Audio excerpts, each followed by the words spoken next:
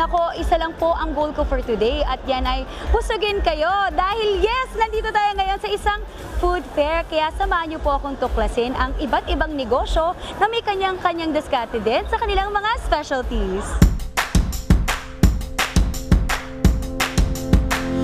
Tatak Pinoy, Gawang Pinoy. Tampok dito sa One Town, One Product o OTOP Food Fair ay ang mga Pinoy delicacies na ipinagmamalaki ng iba't ibang lugar sa bansa. Nakipagtulungan ang DTI sa Bureau of Market Development, Promotions, and OTOP o BMDPO sa pag-organisa nito. At makakausap po natin ngayong umaga si Yusek Bless of DTI. Yusek Bless, hello, magandang umaga po. Magandang umaga. Ano po ba ang OTOP Food Fair?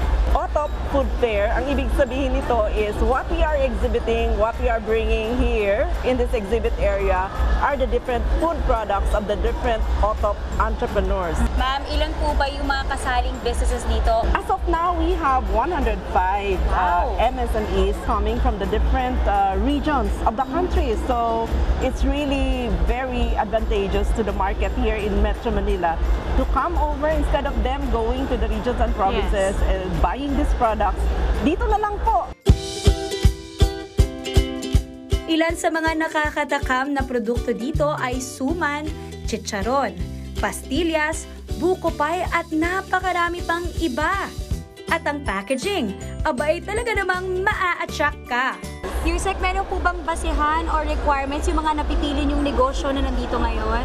Di kalidad, very competitive ang price at may capacity to supply the market. Yun talaga importante. Yes. Ma'am, pwede pa po bang sumali sa inyong mga future events? Sabi ko nga, September, October, November, December is really a trade fair month. So they just go to their nearest regional and provincial offices, or they can go also to the Negosyo Center and register their interest, to join. Siyempre, hindi na ako nagpatumpik-tumpik pa at tinikman ko na ang ilan sa mga ito. Bukod sa ipagmalaki ang rich culinary heritage ng bansa, layunin din ng OTOP Food Fair na mabigyan ng oportunidad ang mga negosyong ito para magkaroon ng koneksyon sa mga institusyonal na mga mamimili pati na rin sa merkado.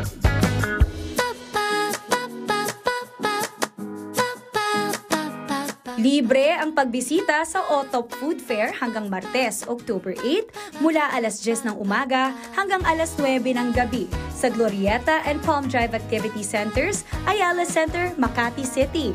Para sa updates at announcements ng event, i-follow lang ang official media pages ng DTI BMDPO.